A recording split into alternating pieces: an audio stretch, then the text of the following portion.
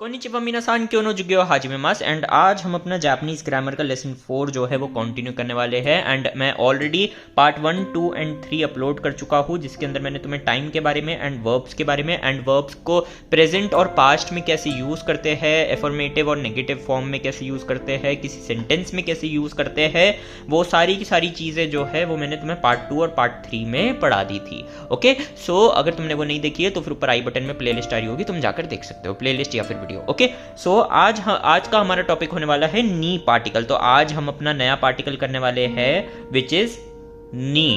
Okay, तो अभी तक हम कौन कौन से पार्टिकल कर चुके हैं? देखो, अभी तक हम कर चुके हैं का, ठीक है, और साथ ही साथ हम कर चुके हैं नो, एंड अपना एक और पार्टिकल जो है वो हम कर चुके हैं वा। ओके, तो का जो है वो क्वेश्चन बनाने के साथ में काम आता है, नो जो है दो नाउन्स को ज्वाइन करने के लिए और बिलोंगिंगनेस दिखाने के लिए काम आता है, और जो वा पार्टिकल है वो अपना एक टॉपिक मार्कर की तरह यूज होता है। ओके, तो आज जो हम नया पार्टिकल सीखने वाले हैं वो है अपना नी। ओके, तो नी जो है वो बेसिकली यूज होता है न्यूमेरिकल्स को दिखाने के लिए, लाइक टाइम को दिखाने के लिए, न्यूमेरिकल को दिखाने के लिए। जब हमारे जो पार्टिकल्स होते हैं जापानीज में, अगर तुम्हें नहीं पता हो तो मैं बता देता हूँ, तो जो हमारे पार्टिकल्स होते हैं वो हमारे ऑपरेशन को, वो हमारे मूवमेंट को, हमारे एक्शन को, ठीक है, इन हमारे एक्शन को, इन सब को जो है ज्वाइन करने के लिए, इन सबको दिखाने के लिए जो होता है, अपनी डेस्टिनेशन को इसके लिए यूज होता है। It's just like is M R जो होता है ना इंग्लिश में, ठीक है, बस, एंड हिंदी में अपना है वगैरह ऐसे होता है, राइट। तो इन सब की तरह ही अपने पार्टिकल्स होते हैं जापानीज के अंदर। ओके, तो आज का हमारा नया पार्टिकल है नी, एन आई नी, या फिर बोले तो हिरागाना में नी। ओके, सो होपफुली तुम्हें हिरागाना तो अच्छी तरीके से आई गई होगी। ओके, तो नी पार्टिकल जो है आज एंड या तो जो मैंने एग्जाम्पल सेंटेंस आज मैंने लिखा है वो मैंने उसमें कांजी भी यूज़ करी है। अब से मैं कांजीज भी यूज़ करना स्टार्ट करूँगा, क्योंकि लेसन 5 तक हमारी ऑलमोस्ट अब तक 30 कांजीज हो चुकी है, एंड मैं नेक्स्ट क्लास में 10 कांजीज और जो है वो करवा दूंगा। सो होपफुली तुम कांजीज भी अच्छी तरीके से कर रहे होगे, because Japanese is all about kanji. तो फिर अगर तुम कांजी नहीं कर रहे हो तो दिक्कत आ जाएगी फ्यूचर में, तो कांजी कर लो। ओके, JLPT N5 देना है ना, तो फिर कांजीज करो। ओके, तो देखो, तो इसमें क्या होता है, पहले अपना नाउन होता है, ठीक है। अगर नाउन जो है वो टाइम के रिलेटेड है या फिर कोई न्यूमरल है, कोई नंबर है, ठीक है, तो फिर उसके आगे आता है अपना नी पार्टिकल, और फिर उसके आगे तुम अपना सेंटेंस जो भी तुम्हारा है या फिर अपने जो वर्ब्स होते हैं वो आते हैं। ओके, अभी मैं तुम्हें एग्जाम्पल सेंटेंसेस करवाऊंगा हर बार की तरह, हर बारी मैं एग्जाम्पल सेंटेंसेस करवाता हूँ, जिससे तुम्हें एक तो जापानीज पढ़ना भी आ जाए और लिखना भी आ जाए और तुम्हें सेंटेंसेस फॉर्म करना आ जाए मेन तो। ओके, सो तो आज का हमारा एग्जाम्पल तो मैं तुम्हें एक एग्जाम्पल के साथ समझाता हूँ। कुजी हान, ये अपनी हान की कांजी है, ठीक है। अपनी नोटबुक में एक साइड में एक ऐसे कॉलम बना के कर लो, ऐसे बना दो, ठीक है, एंड इसे लिख दो हान, ठीक है। हान का मतलब होता है हाफ, हाफ, ठीक है, हाफ। एंड अगर जब तुम न्यूमेरिकल्स कर रहे हो, ठीक है, जब तुम न्यूमेरिकल्स कर रहे हो तो जो हान होता है उसका मतलब होता है, देखो तुम 930 को या तो ये बोल दो कुजी कुजी सांजुपुन, ठीक है, कुजी सांजुपुन, या फिर तुम बोल सकते हो कुजी हान, ठीक है। हान का मतलब भी अपना 30 मिनट्स होता है इन रिस्पेक्टिव टू टाइम, ठीक है, नहीं तो हान का मतलब अपना होता है हाफ। तो 1 घंटे का हाफ कितना होता है? 30 मिनट्स। तो इसलिए हम कुजी हान करके भी लिख सकते हैं एंड बोलते हैं, ठीक है। 930 को मतलब 230, 330 जो सा भी 30 लेना है उसमें हान तुम यूज कर सकते हो। ओके, तो उसके बाद मैंने लिखा है कुजी हान नी ओकीमास, ओकीमास। अब ओकीमास का मतलब होता है, ओकीमास का मतलब होता है टू वेकअप, ठीक है। ये आज की तुम्हारी नई वोकैबलरी है, टू वेकअप। वैसे मैंने वोकैब की क्लास में, वर्ब की क्लास में तुम्हें बताया था। ओकी मास का मतलब होता है वेकअप और ने मास का मतलब होता है टू स्लीप, ठीक है। तो वर्ब्स के लिए एक अलग से कॉपी बना लो, या फिर अलग सा पेज, एक अलग सा मतलब पार्ट बना लो कॉपी का, जिस भी कॉपी में तुम नोट्स को नोट डाउन करते हो, एंड वहाँ पे सारी की सारी वर्ब्स लिखो, क्योंकि वर्ब्स जो है ये भी बहुत इंपॉर्टेंट है जापानीज के अंदर। सब कुछ इंपॉर्टेंट है, लेकिन वर्ब्स जो है उनके बिना तुम सेंटेंसेज में कुछ लिख ही नहीं पाओगे, क्योंकि एक्शन वर्ब्स होते हैं, ठीक है, एंड मोमेंटरी वर्ब्स होते हैं, तो इसलिए verbs are very important. Okay, तो ये देखो कोजी हान, अब ये जो है अपना एज अ नाउन ट्रीट हो रहा है, एंड ये देखो यहाँ पर एक टाइम की बात हो रही है, ठीक है। कुजी हान यानी कि 9, 9:30 बजे, ओकी मास यानी कि वेकअप, तो 9:30 बजे मैं उठता हूँ, कुजी हान नी ओकीमास। तो यहाँ पर नी जो है वो अपना एक एक्शन वर्ब के साथ आ रहा है, ठीक है, अपना एक्शन वर्ब। ओकीमास का मतलब टू वेक अप, यहाँ पे कोई एक्शन हो रहा है, राइट, तुम उठ रहे हो, ठीक है। 9:30 बजे मैं उठ रहा हूँ, ठीक है, तो 9:30 बजे मैं उठता हूँ, ठीक है। एंड ये मास, मासेन वगैरह, ये सारा का सारा कॉन्सेप्ट इसमें भी लगेगा, जो कि मैंने तुम्हें पार्ट 3 में पढ़ाया था, तो फिर तुम एक बारी वो पार्ट ज़रूर मिस मत करना, और जिन लोगों ने देख रखा है उन्हें तो समझ आ ही रहा होगा, ठीक है। तो इसका मतलब है एक हैबिचुअल वे में, यानी कि कुजी हानी ओकीमास, यानी कि मैं 9:30 बजे उठता हूँ, ठीक है। तो अपना ये एक एक्शन वर्ब हो गया। अभी ये एक्शन वर्ब या फिर कोई सा भी वर्ब यहाँ पर आ सकता है नॉर्मल, ठीक है। अपना पैटर्न यही है, एक नाउन, उसके आगे नी एंड वर्ब, ठीक है। तो वर्ब से पहले अपना ओ पार्टिकल भी आता है, नी भी आता है और दे भी आता है, ठीक है। ओ पार्टिकल और दे पार्टिकल, ये दो पार्टिकल्स जो है ये अलग अलग पार्टिकल्स है, ये फ्यूचर लेसन्स में आएंगे। बट इतना ध्यान रखना, अगर हमारा यहाँ पे एक एक्शन वर्ब है, यहाँ पर कोई सा भी वर्ब है, एंड उससे पहले यहाँ पर एक टाइम के बारे में बात हो रही है, टाइम या फिर नंबर के बारे में बात हो रही है, तो अपना यहाँ पे बीच में पार्टिकल आएगा नी पार्टिकल, ठीक है। इसके रिगार्डिंग मैं टेस्ट भी अपलोड करूंगा सिर्फ और सिर्फ पार्टिकल्स के लिए, तो फिर तुम्हारी और अच्छे से प्रैक्टिस हो जाएगी। तो अब आगे बढ़ते हैं थोड़े बहुत प्रैक्टिस सेंटेंसेस की तरफ, ओके।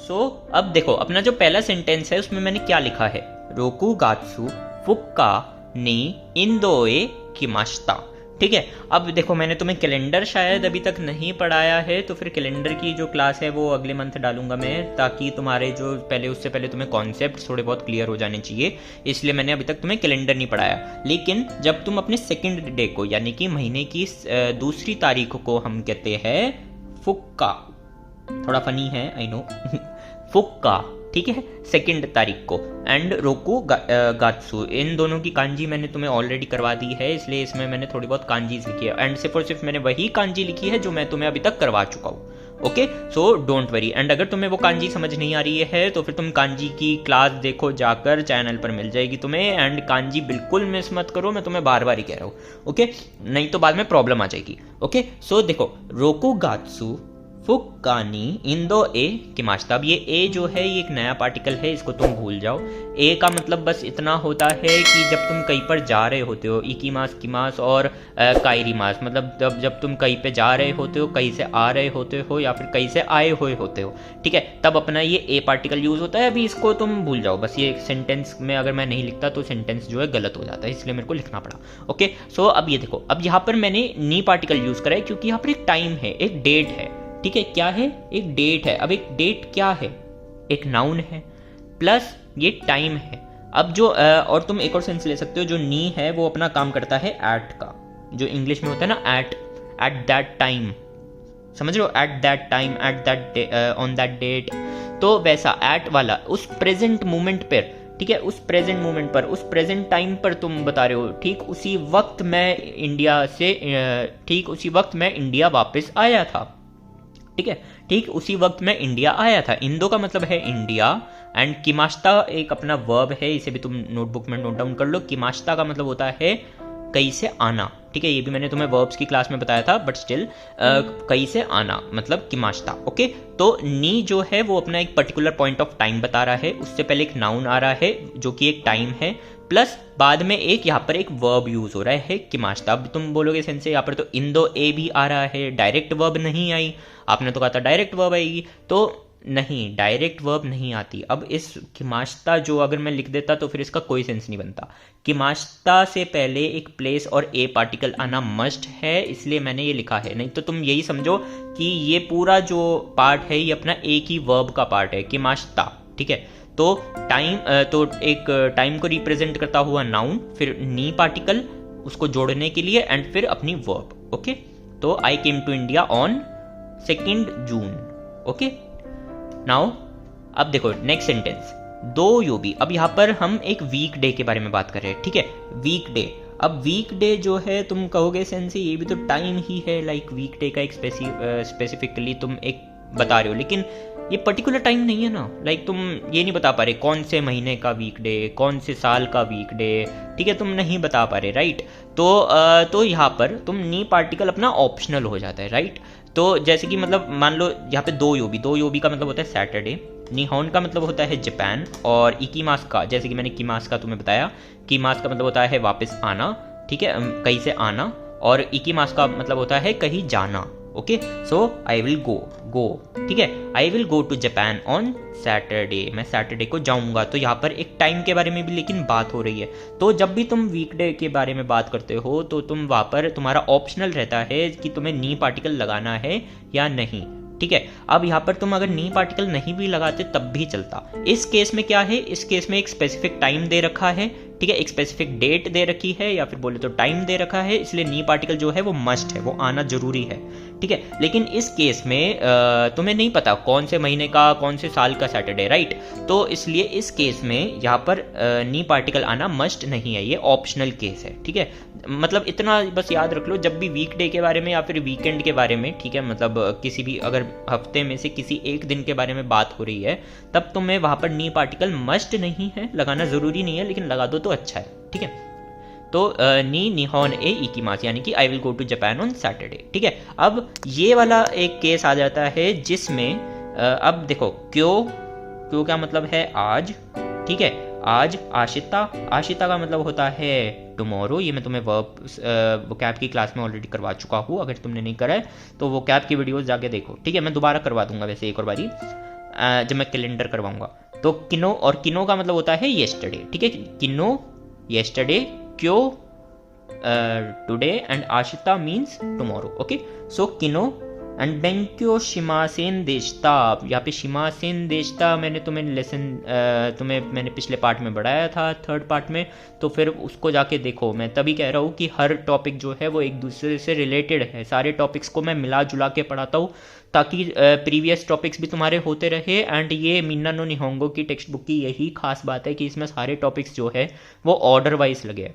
कभी भी कोई भी ऐसा टॉपिक नहीं आएगा जो कि तुम्हें पहले नहीं पढ़ा रखा हो, मतलब हालांकि यहाँ पे ए पार्टिकल आ गया, बट कभी कभार होता है, ज़्यादा नहीं होता। ओके, सारे टॉपिक रिलेटेड होते हैं, कनेक्टेड होते हैं और ऑर्डर वाइज चलते हैं। ओके, सो किनो बेंक्यो शिमासिन देशता, यहाँ पे मैंने कोई सा भी नी पार्टिकल नहीं लगाया। तो जब भी तुम्हारा किनो, क्यों या आशिता के बारे में बात होगा, अब देखो ये कोई स्पेसिफिक टाइम नहीं है, कौन सा आज, कौन सा कल, कौन सा परसों, राइट। तुम किस डेट पे बात कर रहे थे, क्या बात, मतलब यहाँ पे तो एकदम अंडरस्टूड है, यहाँ पर तो एकदम अंडरस्टूड है, ठीक है। तो इसलिए यहाँ पर तुम्हें नहीं लगाना। जब भी किनो, क्यों या आशिता के बारे में बात होगा तो नी पार्टिकल तुम्हें यूज नहीं करना। अब तुम कहोगे सेंसे ये भी टाइम है, आपने तो कहा था कोई सा भी नाउन जो कि टाइम को रिप्रेजेंट कर रहा हो, नहीं, लेकिन इस केस में तुम्हें नहीं लगाना। ओके, तो नी पार्टिकल सिर्फ और सिर्फ लगेगा जब तुम डेट के बारे में बात कर रहे हो, ठीक है, जब तुम डेट के बारे में बात कर रहे हो, टाइम या फिर टाइम के बारे में, ठीक है, क्लॉक के टाइम के बारे में, या फिर तुम वीकेंड या फिर वीकडे में से किसी एक दिन के बारे में बात कर रहे हो,